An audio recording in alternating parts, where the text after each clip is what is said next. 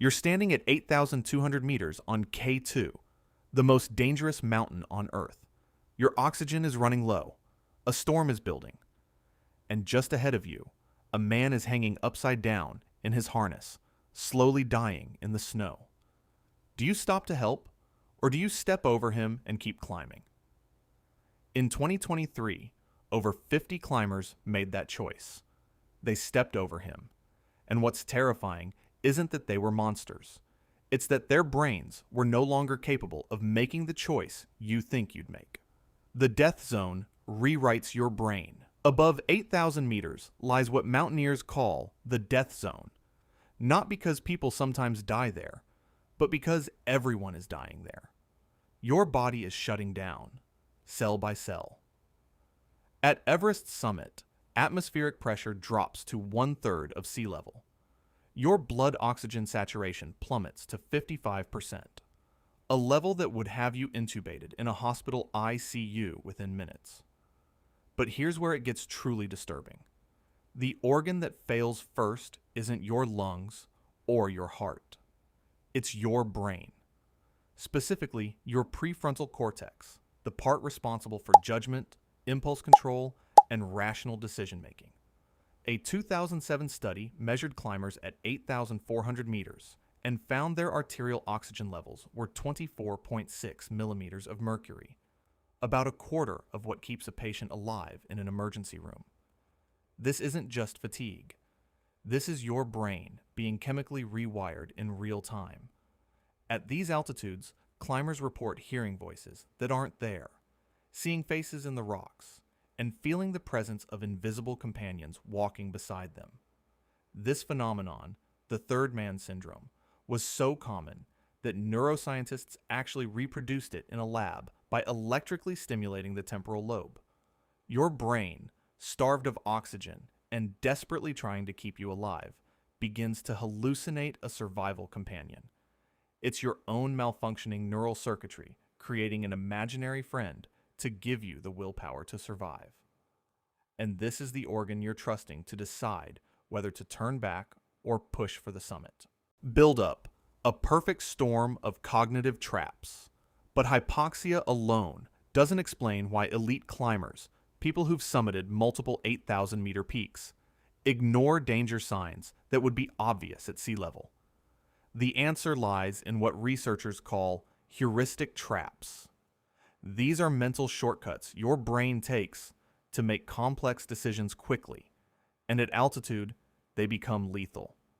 The first is the sunk cost fallacy.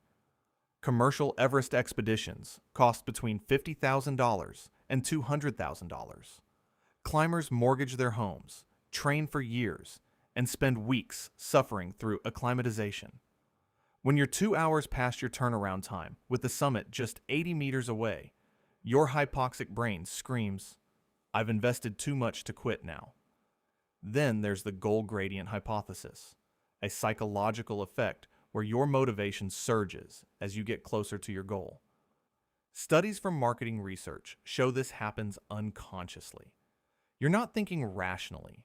Your brain is flooding with dopamine at the proximity of achievement.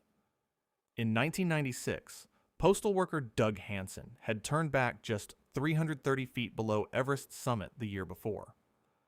When he returned in 1996, expedition leader Rob Hall gave him a discount. Hansen summited at 4:30 p.m., more than 2 hours past the mandatory 2 p.m. turnaround time. Hall waited with him. Both men died in the storm that hit hours later. Layer on groupthink, where tightly bonded expedition teams reinforce each other's bad decisions.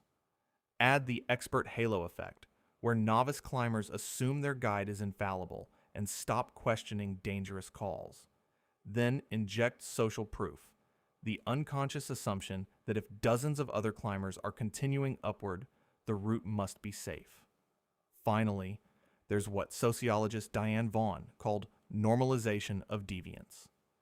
Every time you break a safety rule and survive, that rule feels less important. Skip a backup knot once, nothing happens. Skip it 10 times, it stops feeling dangerous. Skip it 100 times, and you forget why the rule existed in the first place. This is how world-class climbers die from rookie mistakes. In avalanche research, they created an acronym for these traps. Facets: familiarity, acceptance, commitment, expert halo, tracks/scarcity, and social proof. Studies of 622 avalanche accidents found that victims weren't ignoring danger signs. The danger signs were physically present. Their brains simply couldn't process them. When humanity freezes at 8,200 meters, July 27th, 2023. K2, Pakistan. Muhammad Hassan, a 27-year-old high-altitude porter, is hired for his first ever climb above 8,000 meters. He's given no prior high-altitude experience, no training. The Pakistani government investigation would later reveal the criminal negligence. Hassan was climbing without a down suit, just normal trousers and a jacket. No supplemental oxygen, no helmet on one of the most rockfall-prone routes on Earth.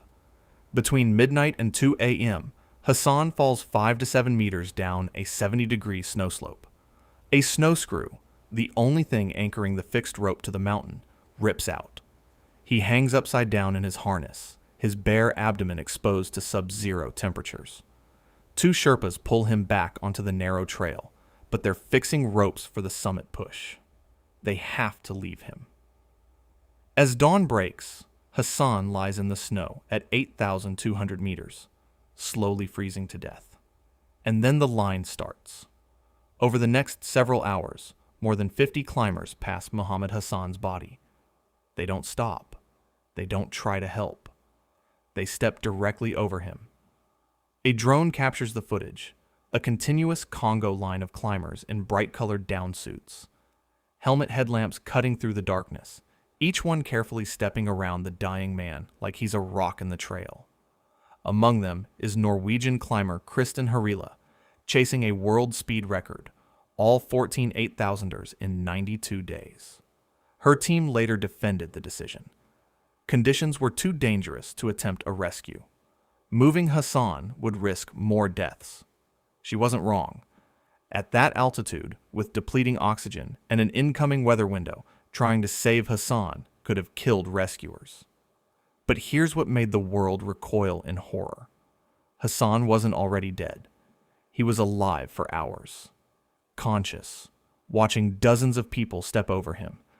And what's even more disturbing is that many of those climbers genuinely believed they were making the right call. Austrian climbers Wilhelm Steindl and Philipp Flamig, who aborted their summit attempt due to weather, released the drone footage and sparked global outrage. Steindl's words cut to the bone. If he had been a Westerner, he would have been rescued immediately. A living human was left lying so that records could be set. Muhammad Hassan died on K2 that morning, but the controversy exploded when climbers descended and their oxygen-starved brains began functioning normally again. The climbing community fractured.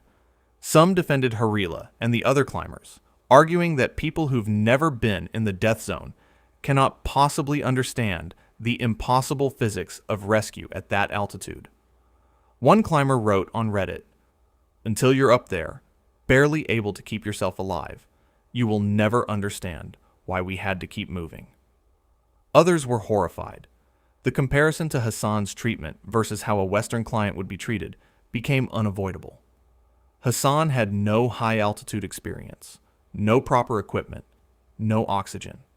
He was hired by Layla Peak Expeditions, a company that would later be banned for 2 years by the Gilgit-Baltistan inquiry. His life insurance payout to his family? 2 million Pakistani rupees, roughly $7,000 US. Meanwhile, when American climber Beck Weathers was left for dead on Everest in 1996, twice, he was ultimately extracted by the highest altitude helicopter rescue in history at the time. He survived, lost his right arm, nose, and fingers, but lived. Hassan got 50 people stepping over him. The Pakistani government launched an investigation. They increased mandatory porter insurance, they tightened regulations, but the fundamental question remained unanswered. Does the term death zone give climbers a moral blank check to abandon the dying? Social media erupted. The climbing world was forced to confront an ugly truth. Commercial mountaineering had become so commodified, so record-obsessed, so Instagram-driven, that a human life could be treated as an obstacle on the route. The Hassan tragedy wasn't an aberration. It was the predictable output of a system designed to produce exactly this outcome. Since 1996, the neuroscience has been clear. Climbers in the death zone are making life or death decisions with brains that are physiologically equivalent to severe intoxication. MRI studies show that even experienced climbers suffer permanent brain damage, cortical atrophy, enlarged brain spaces, and gray matter loss in the prefrontal cortex. The executive function required to override summit fever and turn back is the first thing hypoxia destroys. Yet the commercial climbing industry continues to expand. Nepal issued a record 517 Everest permits in 2025, generating $7 million in royalties. 10% of Nepal's GDP comes from tourism. The economic engine cannot stop. As long as summits generate Instagram content, brand sponsorships, and record attempts, the pressure to ignore danger signs will intensify. Technology is making it worse. Starlink now operates at base camps. Climbers live stream from the summit. The 2023 Shishapangma avalanche that killed American climber Gina Marie Razuchidlo was directly linked to the social media race to become the first U.S. woman to complete all 14 8,000ers. According to Outside Magazine's investigation, turning back would have destroyed the brand, so they didn't. But there are glimmers of change. Wearable biosensors are being developed to monitor blood oxygen, heart rate variability, and cognitive load in real time. Some future expeditions may have AI systems that override human judgment, algorithms that analyze dropping SpO2 levels and order mandatory descent before the hypoxic brain can argue. Drones are reducing Sherpa deaths in the Khumbu icefall. In 2025, drones transported 1,259 kilograms of gear, replacing scores of dangerous porter runs. After 3 of his Sherpas died in an icefall collapse, expedition leader Ming Maji said simply, "The drone changes everything." The deeper fix requires confronting an uncomfortable truth. Summiting is optional. Getting down is mandatory. Yet the entire infrastructure, sponsorships, permits, social media, record databases, celebrates the summit and treats turning back as failure. Until that culture shifts, until the 2 p.m. turnaround rule has teeth, until climbers value survival over Instagram posts, the death zone will continue manufacturing tragedies. The mountains, as German climber Hermann Buhl observed, have a way of dealing with overconfidence. They haven't changed their methods in 100 years. The question is whether we'll change ours. But K2 isn't the only mountain where the line between determination and delusion becomes fatally blurred.